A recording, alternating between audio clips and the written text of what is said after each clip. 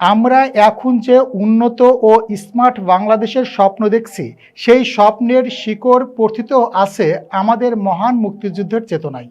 ঈশ্বরদী উপজেলা প্রেস ক্লাবের সভাপতি ও জাতীয় সাংবাদিক সোসাইটির কেন্দ্রীয় সাংগঠনিক সচিব তৌহিদ আক্তার পান্না মন্তব্য করেছেন। বিস্তারিত দেখুন প্রতিনিধি সিয়াম আক্তার সাজিদের প্রতিবেদনে।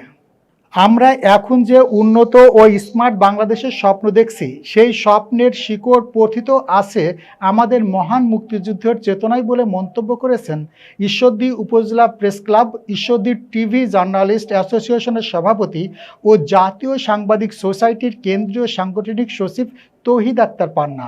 গতকাল সন্ধ্যায় বাংলাদেশ মুক্তিযোদ্ধা সন্তান সংসদের কেন্দ্রীয় কমিটির নির্দেশক্রমে মুক্তিযোদ্ধা সন্তান সংসদ ঈশ্বরদী উপজেলা শাখার অষ্টমতম প্রতিষ্ঠা বার্ষিকী উপলক্ষে আয়োজিত আলোচনা সভা ও কেক কেটে মিষ্টিমুখ অনুষ্ঠানে প্রধান অতিথির বক্তব্যে তিনি এই মন্তব্য করেন।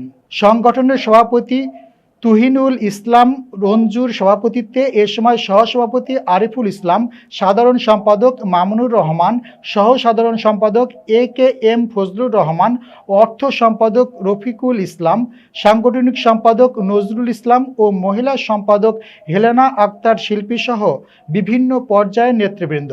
পরে কেক কেটে মিষ্টিমুখ করা হয়।